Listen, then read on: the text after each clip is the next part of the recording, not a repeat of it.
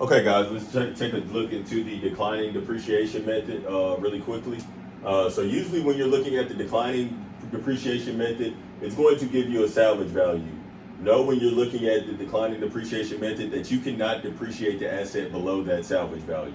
So instead of taking that salvage value out on the front end, we're going to make sure when we're depreciating, we don't depreciate less than that salvage value on the back end. There's an illustration in the book of illustration 7-15. I think this is.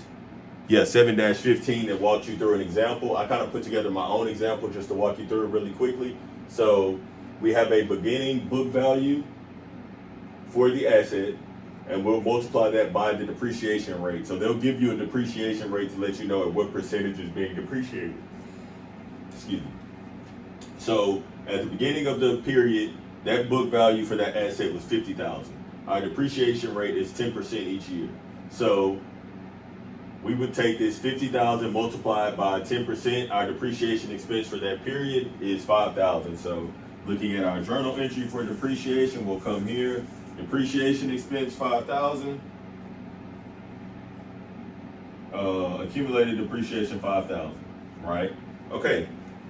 Since our accumulated depreciation is already $5,000, the value of that asset when we look at the second period is not still $50,000 because we have to calculate the beginning net book value, right? So looking at the net book value, if we have $5,000 in accumulated depreciation, our initial value of the asset was $50,000. So we'll take $50,000 minus $5,000, and that is $45,000, right?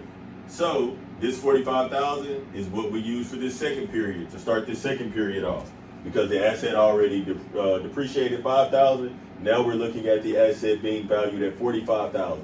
So if we take this $45,000 multiplied by our depreciation rate of 10%, that leaves us with $4,500. So our depreciation expense for period 2 would be $4,500.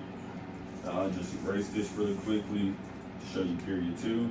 It's the same thing, $4,500, debit to depreciation, credit to accumulated depreciation.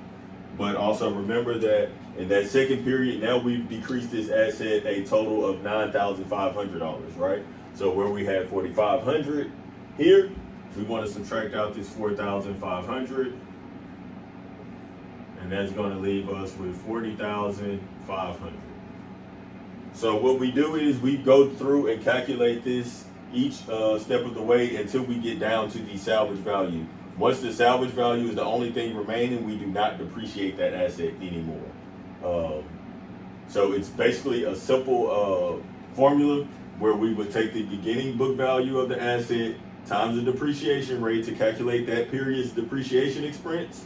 Then we come back, we book that journal entry for the depreciation expense and the accumulated depreciation. And then to get that net book value of that asset for that next period, we want to subtract that accumulated depreciation from that asset value to come up with this amount.